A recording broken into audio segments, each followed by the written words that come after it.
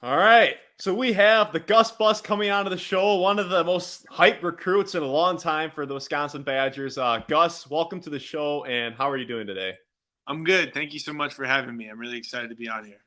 Absolutely. So my first question is: you were on Jordan Taylor and John Lure's Shot of Whiskey podcast, and you mentioned when they ask you what players do you emulate. I know a lot of people call you Baby Joker, but um, you said Draymond Green because he lifts up his teammates with his playmaking ability and just like the little things like setting off-ball screens or dribble handoffs. He creates opportunities for his teammates. I respect that you love somebody who raises up his teammates. But as we were talking off camera, I said I really am excited for the energy you bring. And do you think the positive energy, the fire that you bring, can kind of rub off on your teammates? Because it just seems to have been a trend lately that Wisconsin sometimes seems a little tight, a little too tense when they're out there. Do you think you can help loosen things up and bring some confidence to your teammates? Yeah, I think that I'm a really big energy guy. I think I always have been. Whether it's on the bench or in the game, I think that I bring that little bit of juice that people need. Sometimes, whether there's a big play or they do something well, I'm always there to give them a nice little tap or get on them, flex, get in their face, do whatever, yell. And I think that's definitely going to bring some energy. I think that the guys the past year, sometimes, yeah, they seem a little bit like that, but I also know that there's guys who are really into the game. Like Connor gets really into the game. Max gets really into it.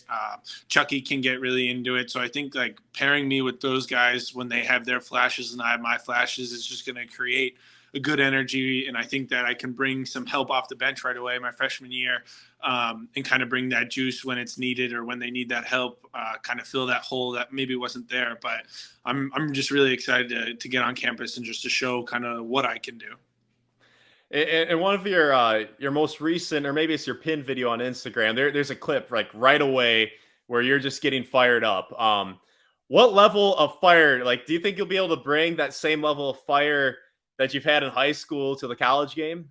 Yeah, so I got the backstory behind that game. It's Peach Jam, and I don't know if anyone knows, or if you know, or anyone knows what it is. But Peach Jam's the Nike EYBL, which is the summer league. It's the final tournament, and EYBL is the best league in college summers or in high school basketball summer. So All right.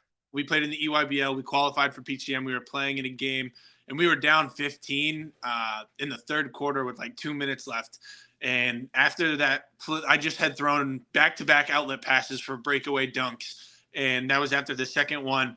And it brought us within two. And I was just freaking out. And there was like, everyone was in the gym because we were the 8 o'clock game at night, the last game. So everyone who had been watching, like Bronny James, DJ Wagner, like the best players in the country, were now watching like me. Like, so I had a gym that had 8 other gyms in it now was in like the smallest gym in the whole place, had every single person who wanted to stay and watch was in our gym, and it was just filled. And I made those plays, was going crazy, and it was the energy around me. So as long as the Kohl Center has the people in it and we're on a run and they're making noise and it's a good game, I think that definitely that energy can replicate itself again because I get caught up in the game and really get into it and get involved and want to get hype and want to lift everyone up and get the whole place going. Yeah, and I think I speak for most Badger fans here saying I want to see that energy. I want to see that fire. And if you become a villain, I think that'd be kind of fun. But yeah, so talk about your high school journey a little bit. I was listening to the Shot of Whiskey podcast where you really laid it out. In your freshman year, you didn't play much. I believe you're on the freshman team, and you were out west. And did you switch schools every year of high school? Yeah, I've been to a different school every year of high school, but a lot of it has been circumstantial, and I think that gets overlooked. Like when people talk about it, they're like 4 high schools in 4 years. This kid's going to be out of Wisconsin in a year or two, like transfer, no chance. But I think a lot of people forget that one year I broke my foot and sat for 8 months, and then the other year there was a national pandemic. So like 2 of those years got to be accounted for a little bit, and then my senior year, I definitely had the chance to stay at the school I was at and finish. But I wanted to challenge myself a little bit more. I wanted to play against the best players in the country, and I wasn't going to get to do that. I was going to get to play probably 3 games against Division I bigs, maybe 4, to where I played in a conference with 4 and 5 stars on every single team coming off the bench even. So I played against the best players in the country. I know that. I kind of set myself up to playing the closest thing I could to a college schedule. So I think that a lot of people will get scared when they hear 4 high schools in 4 years, but that's just kind of the backstory behind it. Sure. And so just to kind of going off of that, your freshman year, you didn't play that much. You're on the No. freshman team. Sophomore year, you broke your foot. You're out for 8 months. Now you got 2 years under your belt of consistent playing time. Do you think you're just kind of beginning to scratch the surface of the athlete and the player that you can be? And the fact that you challenged yourself so much this last year. Yeah, so my freshman and sophomore year, like I was a thinner kid in middle school. My freshman and sophomore year, because I wasn't really challenging myself in practice or off the court, and because I broke my foot, I got fluffier. I got pretty big. Like I blew up. I was kind of thicker, and then like my junior, my senior year, I just started lifting weights seriously, and like I started to learn what nutrition was and kind of like focus on my body a little bit. And in the past 9 months, I've lost 35 pounds, and Wow. I'm getting skinnier and skinnier every day. Like the progression is just starting for me. I'm starting to lift heavier weights. Like I think that a lot of people are going to be surprised when they start to see like the pictures of me in the uniforms on media day, and when they start to pop up more and more, because my body's changed a lot. And I think that I'm definitely just scratching the surface of the player that I can be. Like this year alone, I made huge strides in my shooting. I went from being a low 30, high 20% shooter to a high 30, 40% shooter from three. And kind of just my feel for the game keeps growing and growing. I keep getting smarter and smarter and knowing what to expect from good players, and not making silly mistakes, and kind of tightening my game up. And I think that a lot of it is going to apply to the next level because I keep playing with good players, and I know how to kind of not be the only guy, not be the main scorer and lead player. And I know how to fit into the style of a team and a system, and Sure. kind of be a team player, take charges, set good screens, play hard defense, like do what needs to be done for however long they need me to play. Sure. And you mentioned how you challenged yourself going against the best guys this last year. What have you been doing in your own game? Like when you're training right now, what are you focusing on to put yourself in the best position to get playing time and a good amount of playing time next year? I think that right now I'm really working on my shooting. I think that Badger Bigman had a really good year, but I think that we kind of lacked a little bit on shooting. And that's what's kind of been a good thing for us in the past, is the ability to pick and roll. So I definitely want to be able to come in and be able to stretch the floor a little bit, hit some threes, kind of make them play me on the outside, because if they play me on the outside, then they can't play me on the inside as much. Sure. And I'm a really good player around the rim, really strong, use my pump fakes well. So I think being able to stretch the floor is a really big priority. And then skill moves I can use against bigger players, because now I'm going to be going against 7-footers who are the same strength as me and not just skinny. So I'm working on kind of different ways I can get over them, and different ways I can get into them, different finishes that I can do with bigger guys. And then I'm really working on defense. We play pickup a lot, and they set ball screens, and instead of doing drop coverages or quick hots or getting up on the ball for a second and getting back, I'm doing switches. So I'm guarding our point guards and our shooting guards off ball screens now, kind of isolation in 3-on-3 and 4-on-4 games, so I can improve my lateral foot speed so that I get used to having to guard the quicker guards in the Big Ten. And I'm kind of getting bumped by them, getting hit around, so that I know what it's used to when I get a guy who's just as fast and even stronger and gives me a shoulder. So I'm just trying to find ways to improve my game on offense and defense through playing. So a bunch of ways, like playing pickup, getting out and pick up, and then working on my threes, pick and pop shot into a one dribble floater, different things I can do that'll translate to the next level of kind of craftiness that I'll have to rely on instead of just pure force. And I'd love to see a floater. Like I'd love to see, because I feel like it's been a while since we've seen someone at Wisconsin who's got like a good floater. So I'd love to see that. But what does a day in your life look like right now? Now that you're done with your basketball season, what does a day in the life of Gus Bus look like?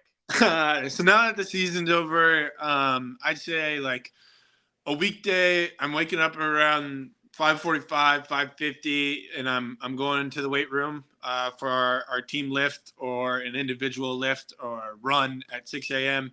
I do that from 6 to 7, 7 to 8, get ready for school, eat breakfast, go to school from 8 to 3. And then we've got workouts at 4 o'clock, and we work out from about 4 to 5:30 on court, 4 to 6, 5 to 6, whenever, probably like an hour and a half.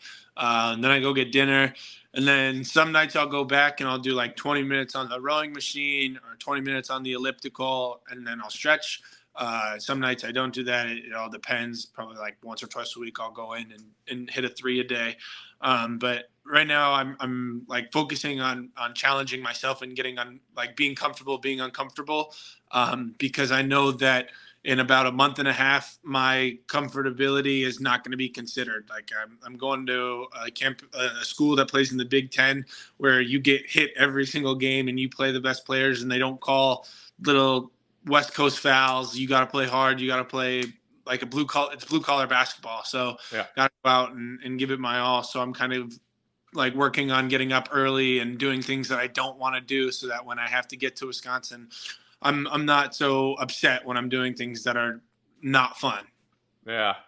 Well, I have two reactions to what you just said. One is, I better get off my ass and get to the gym. Hearing all that, that's motivating. I got to do better. If you're doing all this, I got to at least get to the gym today. But two, you sound very wise for your age. I imagine you're 18 right now. I just turned 19. I'm a little older. Okay, but you sound wise beyond your years at this point. And do you think a reason that is because you stepped out of your comfort zone and you left the state of Wisconsin to go play elsewhere? Do you think that helped you kind of grow up quicker? Yeah, 100%. So I moved away from my mom when I was 15. So my mom and I didn't like leave her, or she's not a part of my life anymore, but I moved like out of the house for school. I went to California and I lived with the host family. Then I went to boarding school my sophomore year, boarding school my junior year, boarding school my senior year. So my mom hasn't really played like the active role of a mom, cooking me dinner, doing my laundry, doing everything for me. And I don't have a dad, so it's always been me and my mom. So going to California and living with a new family made me like have to rely on things other than my mom, and I had to learn to get rides, learn to do a bunch of other things like where I wasn't depending on my mom. And then boarding school, I didn't have a host family anymore, so I had to learn to do my own laundry. I had to learn to like the value of picking up after myself, having a clean bed, keeping a clean space. Like, I had to learn why that was all important. I had to worry about doing my schoolwork on time and getting that in, and how valuable it was to do that, and time management, making sure that I had time to go see my friends, but I was also doing my work and getting the extra time in the gym. So I think that, yeah, the 4 years at 4 different schools has given me so many opportunities and so much knowledge. Like, going into college, I feel like I'm a step ahead of a lot of people because I put myself out there and I did these things, and I went to these hard schools that I had to have difficult conversations at and do hard work at on top of the basketball, instead of just going to basketball schools and then going to the just basketball schools and really working hard. So I've dipped my feet in a little bit everywhere, and I've experienced a lot. And I definitely think that I'm ready for my freshman year a little bit. Absolutely. No, that's super impressive. That just kind of leaves me speechless. Yeah, that's some next level maturity. Most freshmen go in and they just are kind of clueless, but you have a good grasp on things. You got some great perspective. So that's awesome to hear. And just kind of switching over back to Badger basketball, you are a true Badger fan. Listening to you talk about Badger basketball, you know what you're talking about. I heard you say that you were playing NCAA basketball and winning national championships. One, you had to be pretty young at that time. Yeah, like, my mom for my birthday, she took my PlayStation into the technology guys that would like fix your computers and stuff. And she's like, "Hey, I know you can like download rosters onto games. Can you do this for me for my son for his birthday? I'll pay you." And they're like, "Yeah, sure, we'll do it." And like they did it. They downloaded the 2014-2015 roster on NCAA basketball 2010 on my PlayStation, and I would play that every single day for like 4 hours. It got so bad, my mom would come in, take my PlayStation, unplug it, and hide it from me so I couldn't play anymore. Like, it was, I had an addiction. It was so bad. But yeah, like, I love Badger sports. To me has been my favorite sport, like, to watch ever for as long as I can remember. Oh, that's awesome. That's awesome. And dude, you might need to send over the flash drive or something. The 14, 15 rosters, dude. I wish there was an NCAA basketball for that Yeah, team, for that yeah, squad. And what was that 14, 15 team kind of your first Badger basketball memories, or? yeah. I remember that's pretty much like when I first got into it. Like I remember watching them when I was a little kid, but I didn't really know the players as much. But like once Frank Kaminsky started to kind of get relevant, I started to like really pay attention. And then since then, I've known their starting five by name since then. And I could name, I probably couldn't name them all, but I could definitely name a lot of players that people don't remember. Sure. Give me one of your favorite Badger basketball memories as a fan. Probably as a fan, when they beat Kentucky, I was at my grandpa's house in Wisconsin. I had moved to Nebraska at the time, so like I was ostracized for being a Badger fan. Nobody liked me; they hated me. So I got to watch it with like real Wisconsinites, my grandparents and my mom. And I just remember sitting there and staying up late because it was spring break and we were visiting. And I remember staying up late and watching, and I was like, "There's no way they win." And then it was the best game ever, and I was jumping up and down, freaking out, running around. It was awesome. That's definitely my favorite memory. I was like, "They beat them! They beat them! 38-1, 38-1."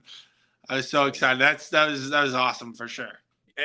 When you're a Wisconsin Badger, is your goal to be kind of like that next 14, 15 squad where you can inspire the next Gus Bus, 8 years down the road, where he was a little kid watching you play and going on a run? And is that kind of the goal when you're there, to create your own legacy and make Wisconsin basketball better than what it is right now?